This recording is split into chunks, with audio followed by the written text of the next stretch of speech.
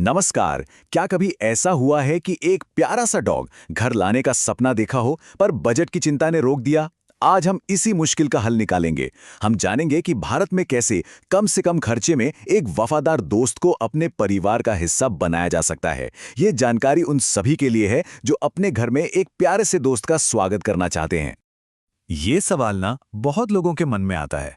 देखिए, एक डॉग को घर लाने की खुशी तो अपनी जगह है, पर उसके साथ जो जिम्मेदारियां और खर्चे आते हैं, उनका क्या? तो चलिए, आज इसी पहेली को सुलझाते हैं। पहले खर्चों को समझते हैं और फिर बात करते हैं इंडिया की सबसे पॉकेट फ्रेंडली डॉग ब्रीड्स की। ठीक है, तो सबसे पहले मुद्दे की बात करते हैं। कोई भी हल ढूंढने से पहले ये समझना बहुत जरूरी है कि आखिर भारत में एक डॉग पालने में असल में खर्चा आता कितना है। तो सबसे पहले बात करते हैं वन टाइम कॉस्ट की, मतलब जो खर्चा बस एक बार होता है। इसमें डॉग को खरीदने या अडॉप्ट करने की फीस, उसका बिस्तर, खाने पीने के बर्तन और खिलौने जैसी चीजें आ जाती हैं। और पता है, कुछ ब्रीड्स के लिए तो ये शुरुआती खर्चा ही 20,000 रुपए या उससे भी ज्यादा हो सकता है। अच्छा, वो तो हो गया एक बार का खर्चा, पर असली कहानी तो हर महीने के खर्चों की है ना? सोचिए, अगर कोई बड़ा ब्रीड है तो सिर्फ उसके खाने पर ही 4,000 या उससे ज्यादा लग सकते हैं। और मान लीजिए किसी डॉग के बाल लंबे हैं तो बस उसकी रेगुलर ग्रूमिंग का खर्चा ही 2,000 तक जा सकता है। ऊपर से डॉक्टर के चक्कर, खिलौने, ये सब तो अलग है ही। और हाँ, एक और बहुत बड़ा खर्चा है जिसके लिए तैयार रहना चाहिए, इमरजेंसी। खुदा ना खास्ता, अगर अचानक कोई बीमारी या एक्सीडेंट हो जाए तो डॉक्टर का बिल हजारों से लेकर दसियों हजार तक भी जा सकता है। इसीलिए एक इमरजेंसी फंड रखना हमेशा एक समझदारी का काम है। तो ये सारे खर्चे सुनकर घबराना नहीं है, क्योंकि इसका एक बहुत ही सिंपल और असरदार सॉल्यूशन है, सही ब्रीड चुनना। जी हाँ, एक सही ब्रीड चुनने से इन खर्चों को काफी हद तक कंट्रोल में रखा जा सकता है। तो सवाल ये है कि कोई ब्रीड बजट फ्रेंडली बनती कैसे है? देखिए, पहली बात, उनकी शुरुआती कीमत कम होती है, खासकर अगर उन्हें अडॉप्ट किया जाए। दूसरी बात, उनकी भूख ज्यादा नहीं होती। तीसरी, उनमें जेनेटिक बीमारियां कम होती हैं, जिससे डॉक्टर के पास कम जाना पड़ता है। चौथी, उनकी ग्रूमिंग पर ज्यादा मेहनत और पैसा नहीं लगता। और सबसे जरूरी, वो हमारे भारतीय मौसम में आराम से रह पाते हैं। तो चलिए, अब मिलते हैं उन 3 शानदार ब्रीड से जो इन सभी पैमानों पर एकदम खरे उतरते हैं। ये हैं इंडियन पारिया, यानी हमारा अपना देसी डॉग, इंडियन स्पिट्ज और डैशंड। ये तीनों भारतीय घरों के लिए बेहतरीन और किफ़ायती ऑप्शंस हैं। सबसे पहले बात करते हैं इंडियन पारिया डॉग की, जिसे हम सब प्यार से देसी डॉग बुलाते हैं। ये हमारे देश का अपना, सदियों पुराना और एक नेचुरल ब्रीड है। ये कमाल के समझदार होते हैं, किसी भी माहौल में खुद को ढाल लेते हैं और कुदरती तौर पर काफ़ी हेल्दी होते हैं।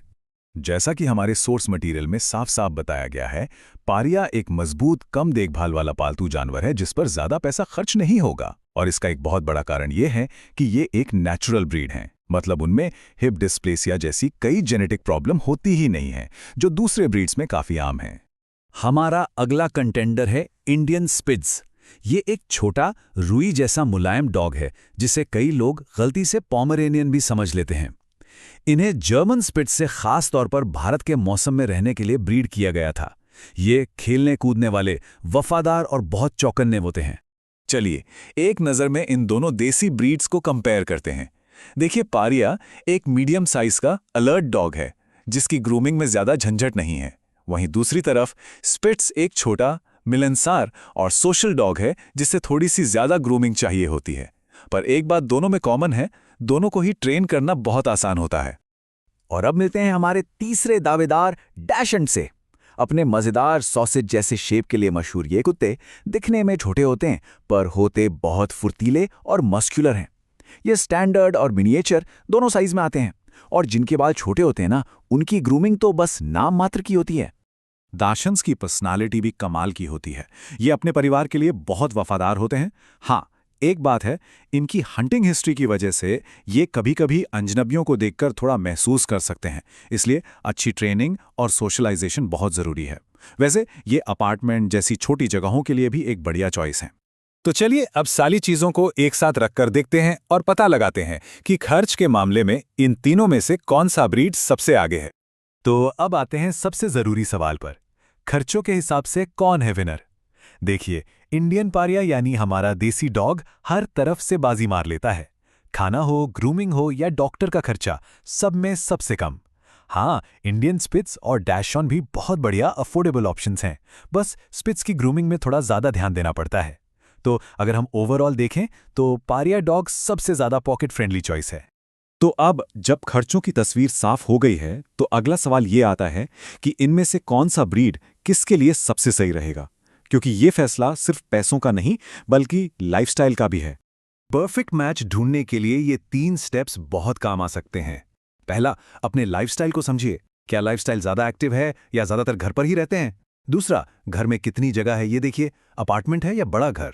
और तीसरा और सबसे ज़रूरी, डॉग के नेचर को अपनी फैमिली के नेचर से मैच कीजिए। शांत परिवार के लिए शांत डॉग और एक्टिव परिवार के लिए एनर्जेटिक डॉग बेस्ट रहता है। और आखिर में एक बहुत ज़रूरी बात, हमेशा याद रखिए कि अडॉप्शन एक बहुत ही प्यारा और बजट फ्रेंडली तरीका है किसी ज़रूरतमंद डॉग को एक अच्छा घर देने का। अडॉप्ट करने से न सिर्फ पैसे बचते हैं बल्कि एक बेजुबान की जिंदगी भी संवर जाती है। तो क्या अब घर में एक नए प्यारे सदस्य का स्वागत करने के लिए आप तैयार हैं? देखिए, सही जानकारी और थोड़ी सी प्लानिंग के साथ एक वफादार साथी को घर लाने का सपना जरूर पूरा हो सकता है।